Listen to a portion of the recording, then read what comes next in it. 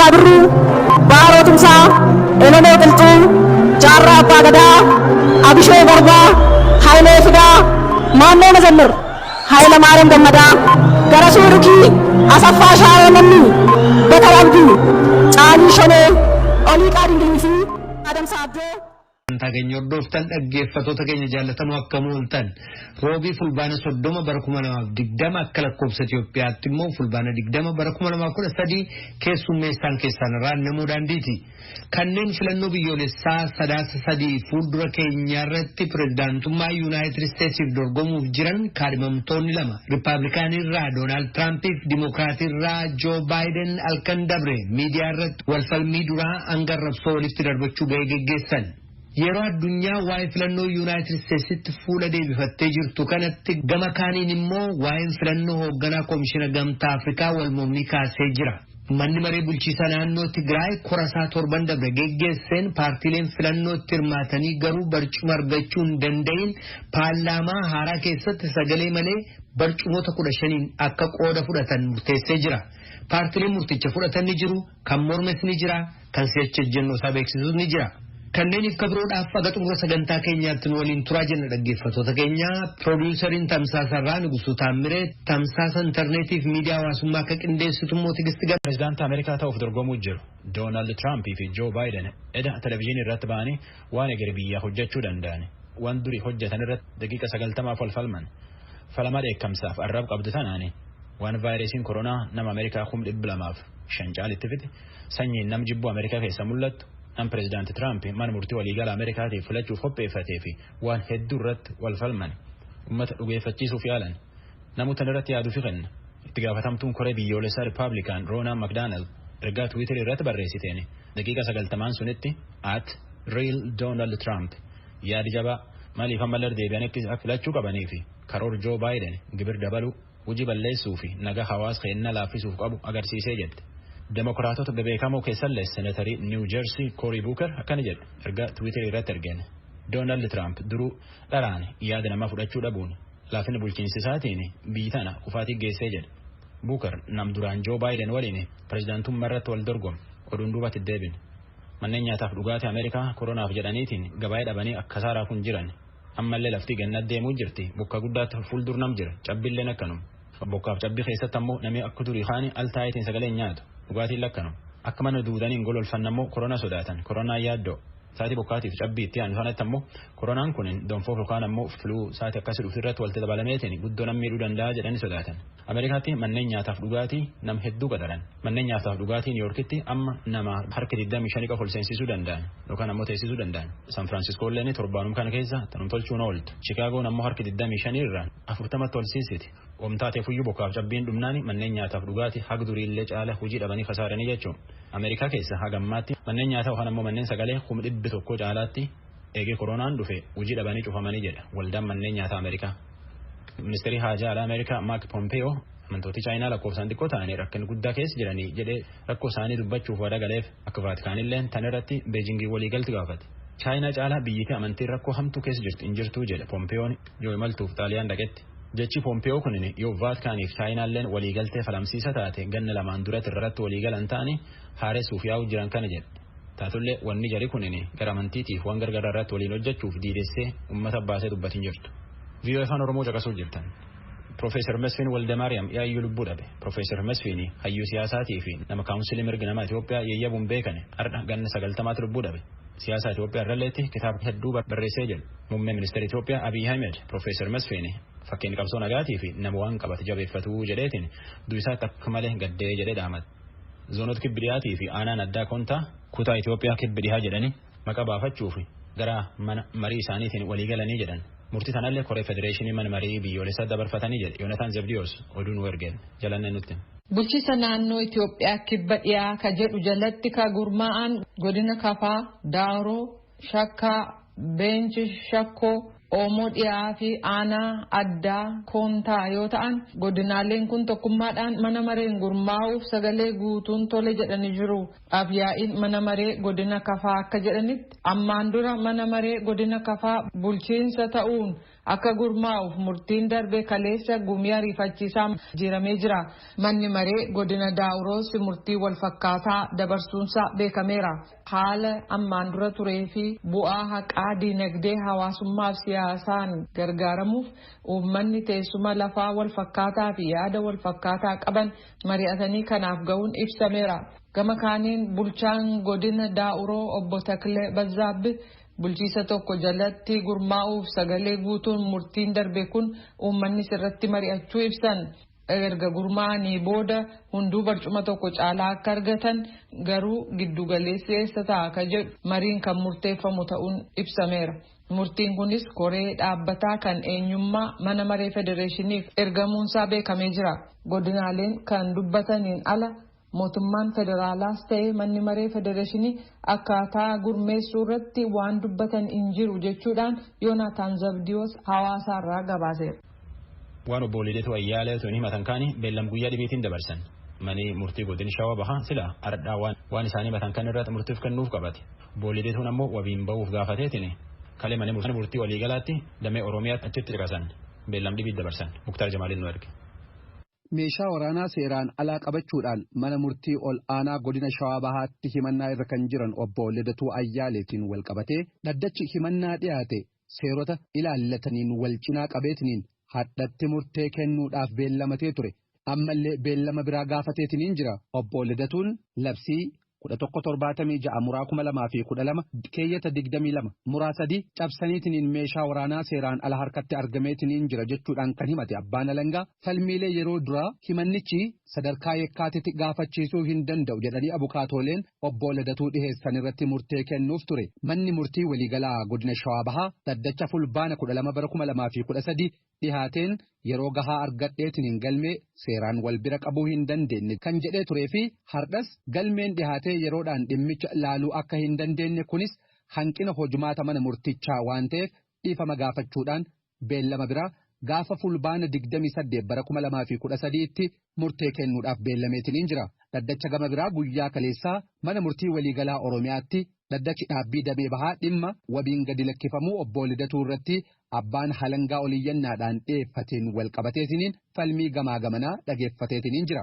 Falmii dhiyaateenillee abbaan halangaa waliigalaa Oromiyaa obbo Lideetuun wabiidhaan bahaniitiniin biyya alaa yaalaaf yoo kan deeman taate kan achiin baduu danda'anii fi sababa lammaffaa obbo Lideetuun nama siyaasaa fi deeggaraa garaagaraa qaban waan ta'aniif ragaa himannaa isaanii balleessuu waan danda'aniif manni murtii akka wabiin isaan gadi hin lakkifne falmeetiniin dhiheesseetiniin jira. Mormii falmii abbaa halangaa irratti yaada kan dhiyeessan abukaatooleen obbo Lideetuu Ayyaaleew obbo Lideetuun nama kanaan durallee yaalaaf irra deddeebiidhaan biyya alaa deemaatiniin turee fi dhimmoota siyaasaa hedduu keessa nama darbe waan tureef kanaan duras waan hin badiniif sababa amma baduuf hin qabu jechaan falmanii jiru. Obbo Lideetuun yaala baqaqsanii yaalamuu dhibee onnee waggaa darbe taasisaniif beellamni kennameef irra darbee jira. Kunis dhibee koronaatiif saaxilamummaansaa ol aanaadha ragaa jedhu kan dhiyeessanii fi fayyaansaa balaa keessatti kan kufe jedhanii jiru. Mormii abbaa alangaa ragaa dhoksuu danda'a jedhamee dhiyaateefillee ragaa fi meeshaa waraanaa jedhame hundiyyuu harka isaanii osoo jiru ragaan dhokfamuu danda'u tokkollee hin jiru jechuudhaan falmatan.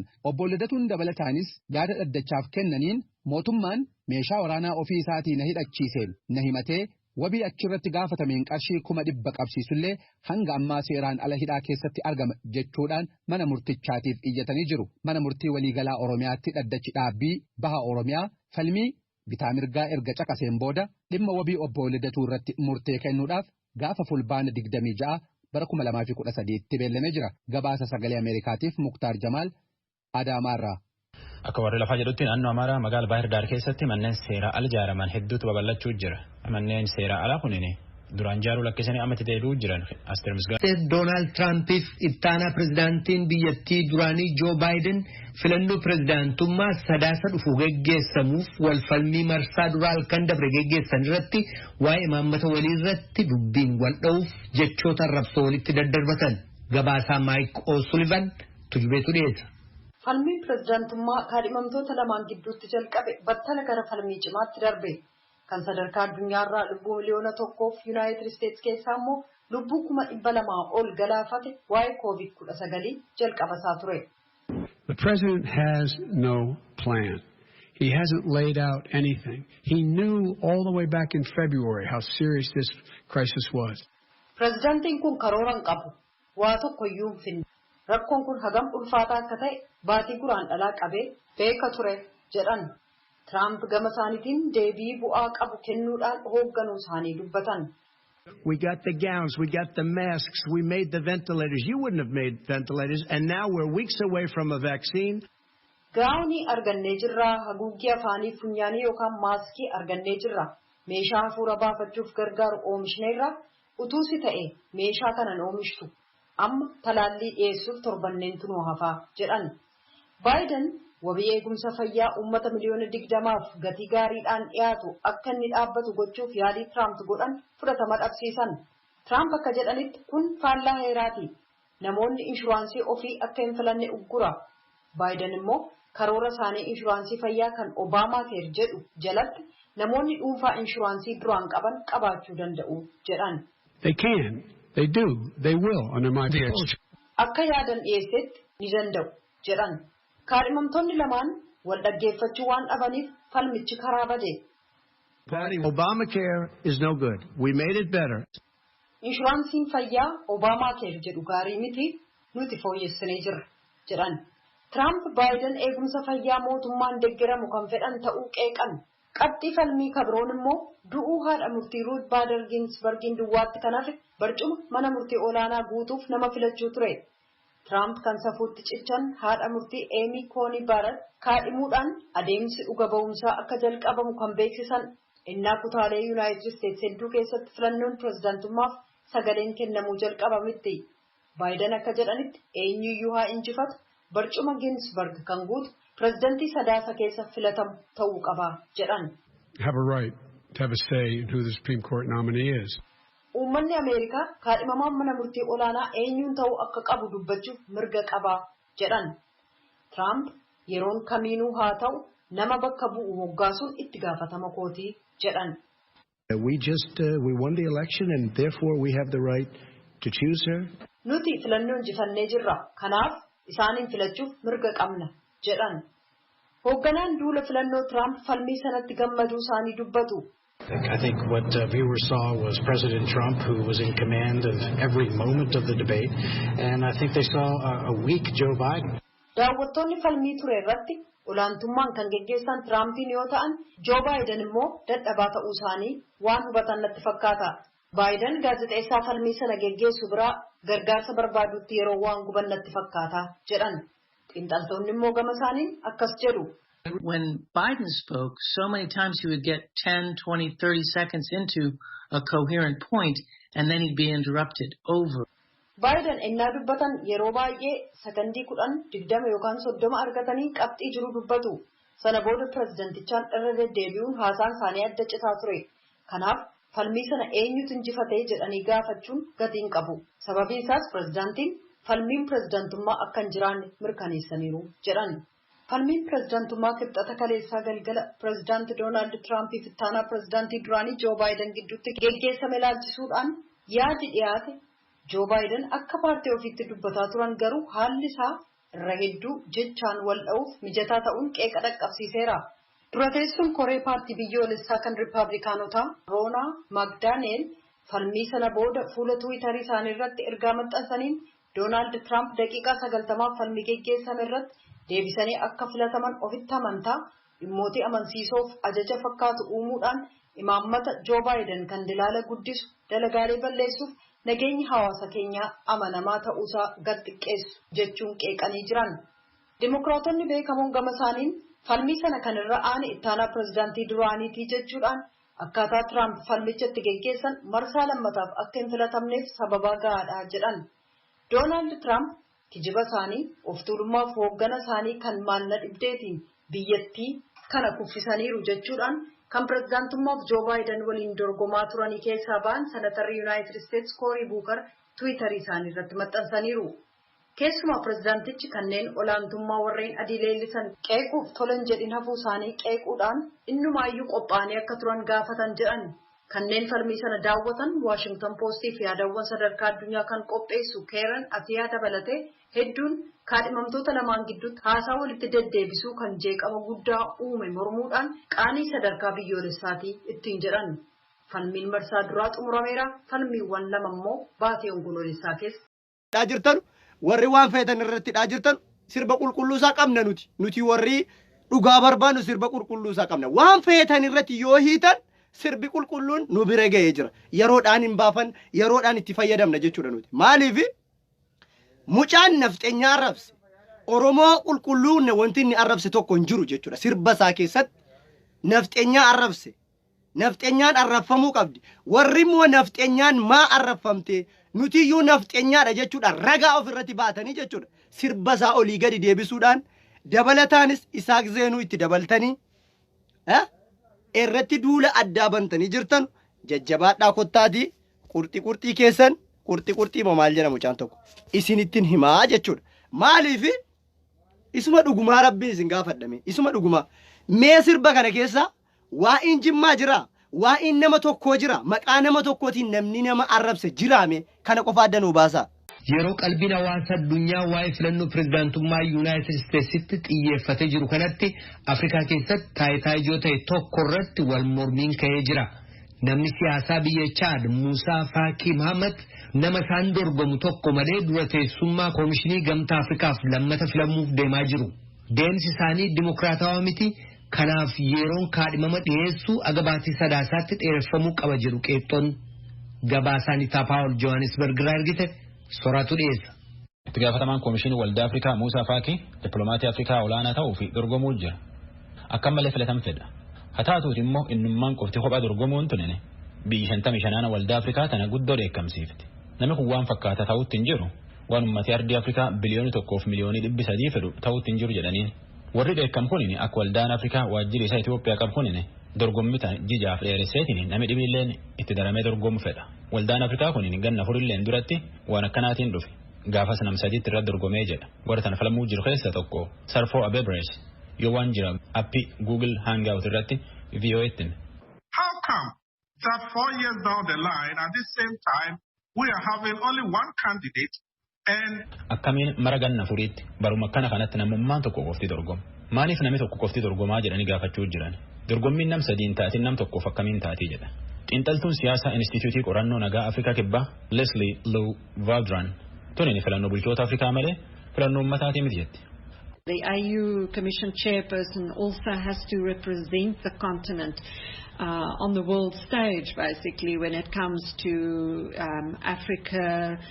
Itti gaafatamaan Koomishinii Waldaa Afrikaa addunyaa irratti ardii kana fuula bu'u.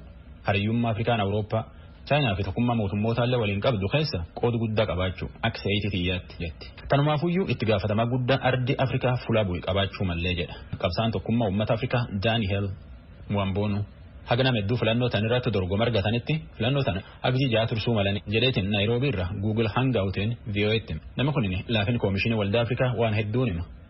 He has displayed a lot of incompetency in the organization and hojii Waldaa Afrikaa tatti jiruu fi dorgomeef irratti iyyuu laafin guddaa irratti arguu jiran. Rakkoo nama Afrikaatii fi sanyii Afrikaa kan addunyaa keessa jiraniyyuu dubbachuu hin dandeenye.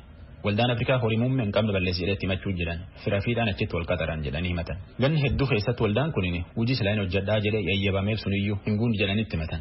Waldaan Afrikaa mallaqa warri keessa beeku jedhutti herreguun biyyi durii isaan bitte Faransaay jala jira. Ganna 18 keessatti warri Waldaa Afrikaa bulchuuf filan 5 keessa 4 warri biyya Afrikaa ta durii Faransaay jalatti bultu keessa filan. Warri akka namni dhibiin dabalameetiin filan fedhani akka sarfoofaate immoo waan hedduun deekkaman. Anaaf dhaabii kiyyalleen akkani jenne. Anaaf dhaabii kiyyalleen herregum tokko qabna. Faakii Mohammed nuun ta'u. Namgan afraan dhufa Afrikaa bulchuu danda'u miti. Jijjiiran feena ammum feenallee. Nam hojii tanaa dorgome. Ta akka Arikaanaa Chewomborii Kuwaa'oo iyyannoo dorgomii fi waajjirri Waldaa Afrikaa keessaa iyyuu barbaadanii dhabani. Tunini waan takkin argin jedha. Waldaan Afrikaa vaayirasii koronaatiif jedhee namni haga ji'a hedduuti iyyuu asitti walitti hin dhufne. Akka dorgommiin Koomishinii Waldaa Afrikaa kun kophumitti jirtuun hin dhaabattu. Namkuun fudhan ijaan mallatteessee jedha. Abedreesen. Yoo akkuma kanaan deeman ammoo filannoon tunin jalqaba ganna dhufuurra taati. Muusaa Faakee kophuun dorgomuu jira. Warri kana morma ammoo namni tokko kophaa dorgomuu manna hedduu waliin dorgomuu wayyeedha. Kadhagaa jirtanas Waashingtan DC irraa kadabru raadiyoo sagalee Ameerikaa sagantaa afaan Oromooti dhaggeeffattoota keenya aga xumura sagantaa keenyatti nu waliin turaa jenna.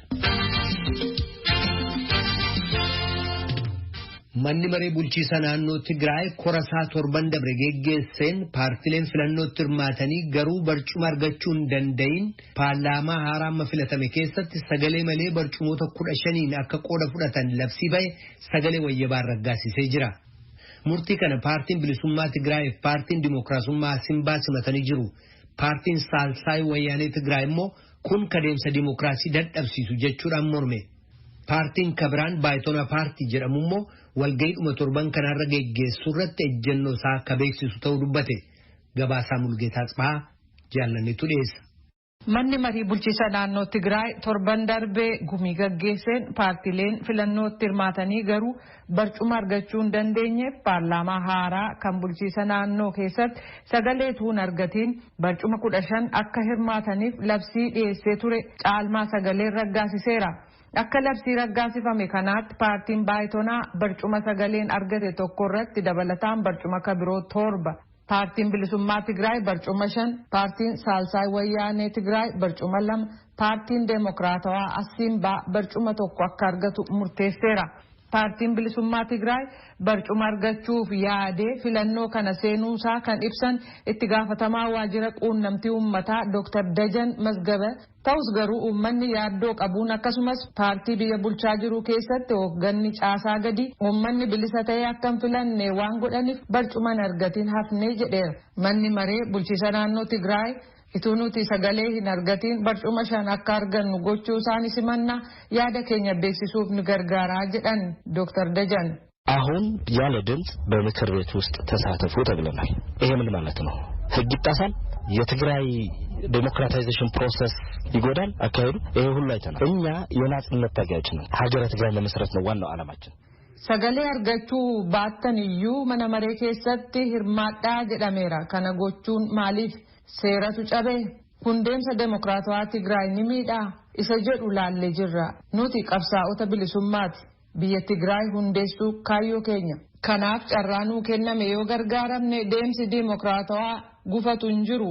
Inumaayyuu bu'a qabeessa ta'a jedhanii kan nuu kennames kadhannee otoo hin taane labsiin ba'ee seenaa jedhamaa waan jirruuf itti hirmaannee yaada keenya tarkaanfachiisuuf carraa gaariidha jedhan Dr. Dajan. Sagalee tuun argatiin mana mareetti dabalamuun hojii paartiin biyya bulchaa jiruuf amaamota ta'uudha jedhanii kan yaadan jiru jechuun kan gaafataman Dr. Dajan paartiin biyya bulchaa jiru bu'aasaaf yaadee kun akka murtaa'u gochuu mala nutis murtii kana bu'aa keenyaaf oolchannaa jedhanii. ህወሓት ዴሞክራሲያዊ እንዳይመስል እኮ አይደለም ዓላማችን። ከሆነማ ይሁን ዴሞክራሲያዊ ቢሆንልና አገራችን ቢያመጣ ምን ችግር አለው? Kaayyoon keenya addi bilisummaa uummata Tigraay yookaan Hiwaat deemokiraatawaa akkam fakkaanne gochuu miti. Deemokiraatawaa ta'ee biyya keenyaaf yoo hojjete rakkoo maalii qaba? Kaayyoon keenya biyya waan ta'eef carraa argame kanaan gargaaramnee injifannoo gonfanna jennee yaanna. Akka nuu ta'utti itti gargaaramnaa jedhaniiru. Kana yeroo jennu immoo kaayyoo keenya dhiifnee akka kaayyoo TPLFif ooluun goonu kaayyoon keenya sagalee keenya uummata dhageessisuudha. Waltajjiin kun bu'aa waan nuuf qabuuf hojiirra oolchinaa jedhaniiru Dr. Dajan. Miseensonni paartii bilisummaa Tigraay yeroo mana maree seenan. Asasaa Birruu, Baaroo Tumsaa, Elonoo Qilxuu, Jaarraa Abbaa Gadaa, Abishoo Garbaa, Hayilee Fidaa, Maannoo Mazammir, Hayila Maariyaam Gammadaa, Garasuu Rukii, Asaffaa Shaayee Namni, Batar Abdii, Caalii Shonee, Olii Qaadii.